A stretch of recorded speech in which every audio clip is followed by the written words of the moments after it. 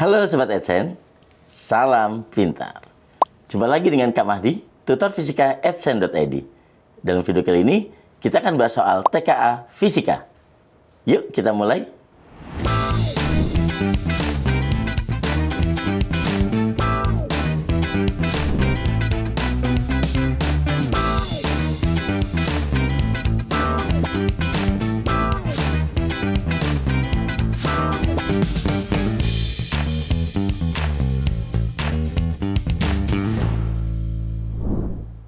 Kita bahas soal yang pertama.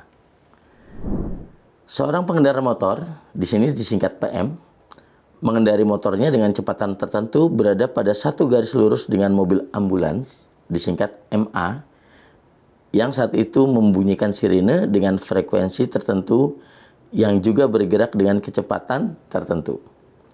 Saat itu nilai kecepatan gerak PM atau pengendara motor lebih kecil dari mobil ambulans.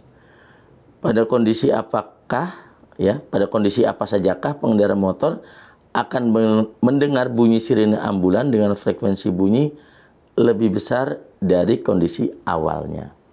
Klik pada setiap kondisi yang benar, jawaban benar lebih dari satu. Jadi di sini kita buat dulu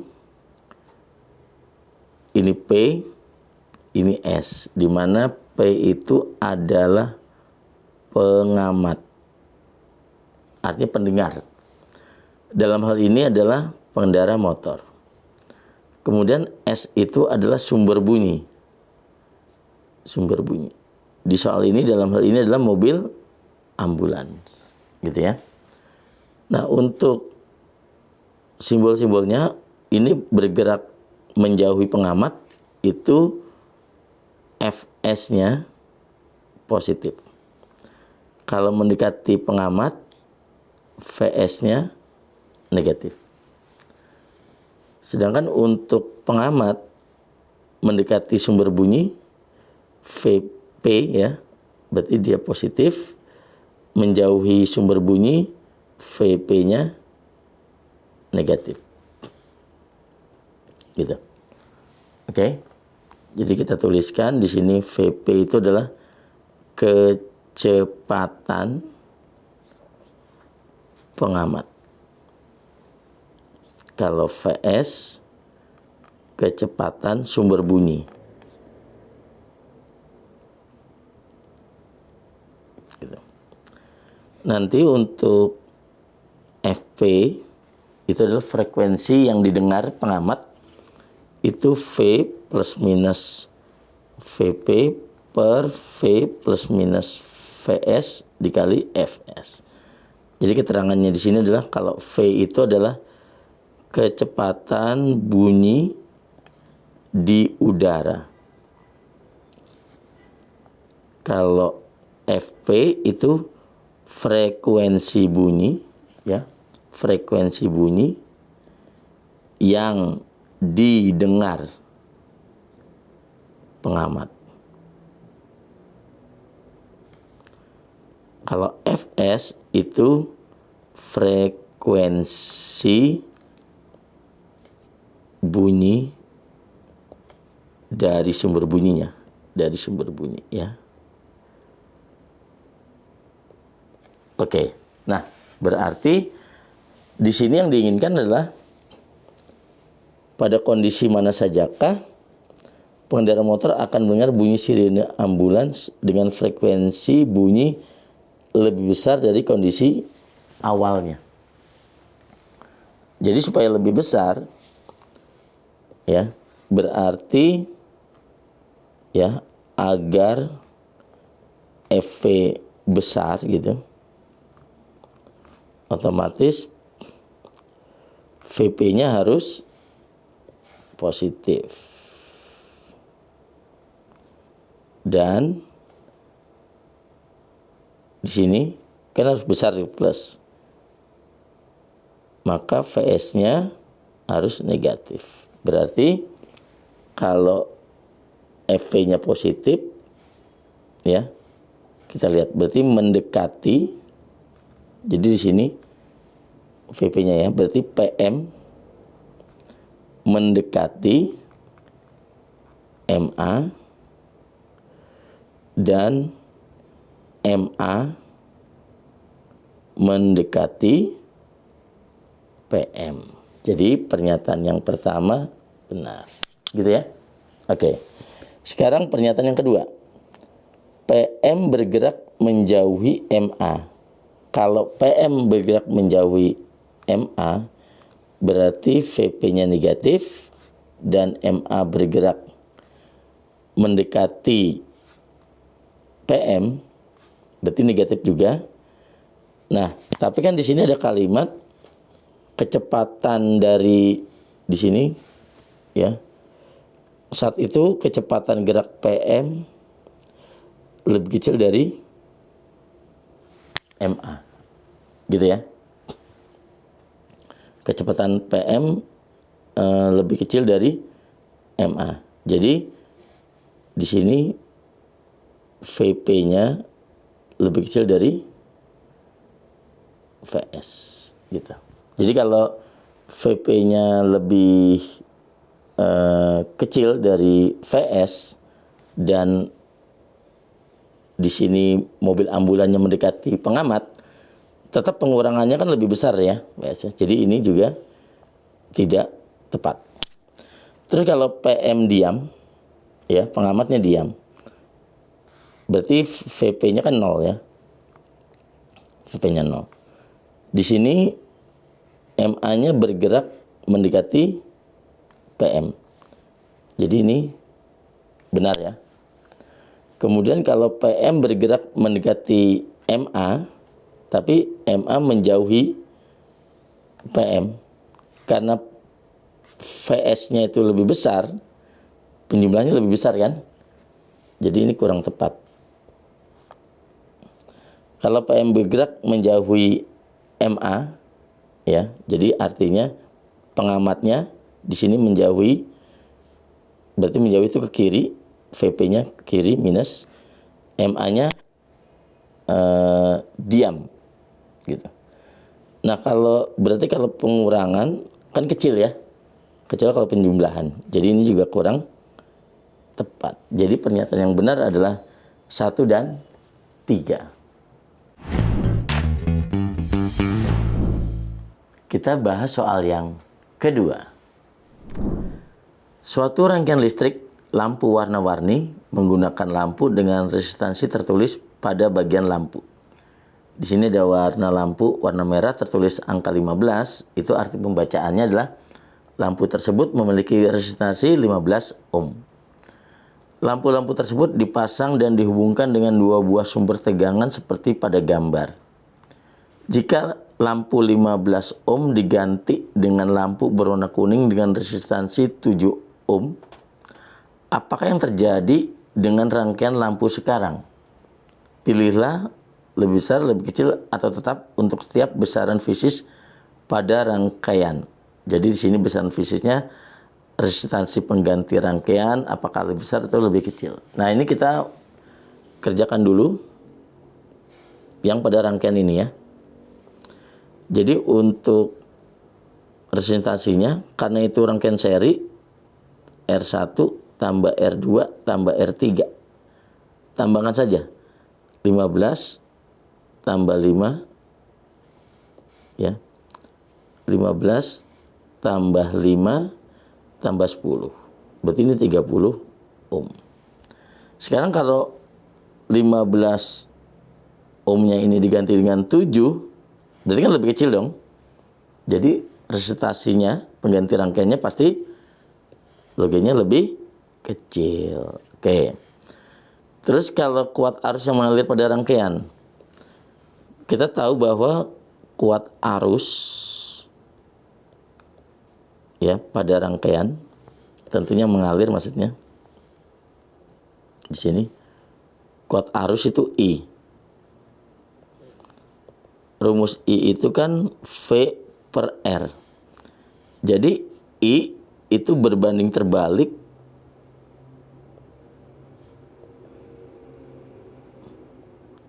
dengan R. Jadi nggak perlu kita hitung. Jadi kalau resistansi atau R-nya lebih kecil, logikanya I-nya pasti lebih besar. Jadi nggak perlu kita hitung. Jadi kuat arus mengalir pada rangkaian lebih besar. Kemudian daya yang bekerja pada lampu. Nah, untuk daya di sini, ya di atas sini aja ya. Daya pada lampu itu adalah I kuadrat kali R.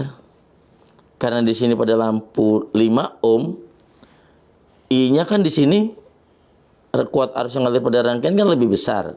Berarti dayanya juga akan lebih besar. Gitu. Jadi jawabannya lebih kecil, lebih besar, dan lebih besar. Kita bahas soal yang ketiga. Pipa U mula-mula diisi dengan air yang massa jenisnya 1000 kg per meter kubik. Kemudian pada salah satu ujung pipa dituangkan zat cair X. Zat cair X tidak bercampur dengan air dan interaksi seluruh zat cair dengan dinding pipa U diabaikan. Jika pipa U dalam keadaan seimbang dengan tinggi zat cair X adalah 12 cm dan tinggi air 8 cm. Berapa massa jenis zat X? Jadi di sini ada zat X ya. Walaupun di sini huruf A, ini nggak ngaruh ya. Ini soal asli dari Kementerian Pendidikan Dasar dan Menengah ya. Jadi kita nggak mau ngubah-ubah. Berarti di sini pada kondisi yang sama, maksudnya pada garis horizontal yang sama, itu berlaku tekanan yang sama. Ya. Jadi di sini tekanan, saya gambarkan di sini. Nah, jadi ya ini A itu artinya tekanan di A lah ya, ini tekanan di B. Jadi tekanan itu P, pressure ya, sama dengan tekanan di B. Nah, tekanan zat cair tentunya berarti di sini rho G H. Berarti rho-nya zat X, G-nya percepatan gravitasi, H-nya ketinggian zat cairnya, berarti dalam hal ini H1. Tekanan B, dia akan menerima tekanan ya di atasnya, yaitu dari rho-nya air, G percepatan gravitasi, H-nya H2. Nilai percepatan gravitasi bisa kita coret karena nilainya sama. Jadi kita langsung masukkan saja, karena yang ditanya massa jenis zat X yaitu rho X-nya yang ditanya. H1-nya di sini pipa U dalam keadaan seimbang dengan tinggi zat cair X adalah 12 cm. Berarti ini 12 cm. Gitu. Sama dengan rho zat cairnya 1000. Ini satuannya kilogram per meter kubik. Dikali H2-nya itu 8 cm. Gitu ya. Jadi 8 cm-nya bisa coret. Maka zat cair, massa jenis zat cair X adalah 1000 dikali 8 dibagi 12. Ini satuannya sudah SI, kilogram per meter kubik. Ini sama-sama kita bagi 4. Ini 3. 8 bagi 4 itu 2. Jadi zat cair X itu 2000 dibagi 3 kg per meter kubik. Massa jenis zat cair X adalah, kalau 2000 dibagi 3 adalah 667,7 kg per meter kubik. Jadi jawabannya adalah yang A. Kita bahas soal yang keempat. Balok P yang memiliki volume 200 cm persegi terapung di atas suatu zat cair dengan massa jenisnya 1,3 gram per cm kubik. Dengan setengah bagian balok muncul di atas permukaan zat cair seperti pada gambar. Balok P kemudian diikat dengan balok Q menggunakan tali yang massanya diabaikan dan dimasukkan ke dalam zat cair yang sama. Massa jenis massa balok Q adalah 3,9 gram per cm kubik yang dibutuhkan agar balok gabungan melayang di dalam zat tersebut adalah Jadi di sini yang ditanya itu adalah massa balok yang dibutuhkan ya, agar balok melayang di dalam zat cair tersebut. Jadi di sini kita harus tahu dulu massa jenis benda P-nya. Ya, balok P-nya. Balok P. Karena dia setengah yang tercelup, jadi udah pasti setengah dari rho zat cairnya. Zat cair. Oke. Jadi di sini setengah dikali 1,3 gram per cm kubik. Berarti 0,65 gram per cm kubik itu rho balok P. Sekarang digabung dengan balok Q-nya. Nah, agar melayang ya, berarti massa jenis gabungan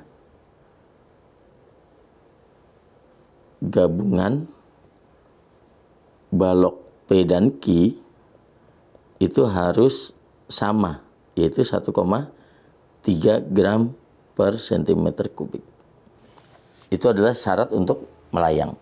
Nah, berarti kalau rho gabungan, kita tahu bahwa rho itu adalah massa per volume. Nah, di sini kita mau ngitung dulu, kan kalau rho-nya P, masanya P kita belum tahu nih, tapi volumenya udah tahu yaitu 200. Nah, rho-nya P kan udah tahu tadi, ya, yaitu 0,65. Berarti masanya P tinggal dikalikan 65 kali 2, yaitu 130 gram di sini. Oke. Jadi bisa kita tuliskan rho gabungan ya. Jadi di sini karena rho itu massa per volume, berarti massanya P per volumenya P ditambah massanya Q per volumenya Q. Tapi di sini kita langsung aja rho-nya P kan udah dapat. Ini harus sama dengan 1,3 gram per cm kubik.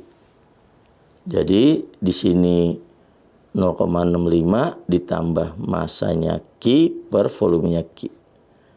Sama dengan 1,3. Jadi massanya Q di sini kita lihat massa balok Q-nya udah ada. Bukan massa balok ya, massa jenis ya. Ini rho Q-nya. Ya. Berarti kita bisa hitung dulu sini. Berapa di situ? 3,9. Ini gabungannya seperti ini ya. Bentar ya, saya ganti dulu. Jadi massanya P tambah massanya Q dibagi volumenya P kali volumenya Q. Ini harus 1,3. Gitu ya. Nah, massanya P tadi sudah dapat 200. Massanya Q belum dapat. Volumenya P ya. Volumenya P di situ udah ada yaitu 200. Gitu. Tadi masanya P berapa? 130 ya, bukan 200 ya. 130 di sini. Ini, nah volumenya Q. Rho-nya Q itu adalah masanya Q per volumenya Q. Ya, yang ditanya itu adalah massa baloknya. Massa balok Q-nya. Jadi kalau untuk rho-nya Q udah dapat 3,9 sama dengan massanya Q belum dapat, ini volumenya Q. Gitu ya. Berarti karena volumenya Q juga belum dapat ya. Jadi kita masukkan di sini untuk volumenya Q adalah masanya Q per 3,9. Jadi kita isikan di sini masanya Q per 3,9 itu harus 1,3. Oke, ini kita kali silang saja. 130 ditambah masanya Q sama dengan 1,3 kali 200, 260 ditambah, kalau massa Q per 3,9 dikali 1,3, ini kan coret ini 3 ya. Jadi ini sepertiga massa Q. Oke, sepertiga massa Q pindahin ke kiri jadinya 2/3 massa Q. 260 kurang 130 adalah 130. Ini kita coret aja. 130 bagi 2 kan 65. Berarti masanya Q 65 kali 3. 65 kali 3. 15 1 jadi 195 gram gitu ya. Jadi jawabannya adalah yang C.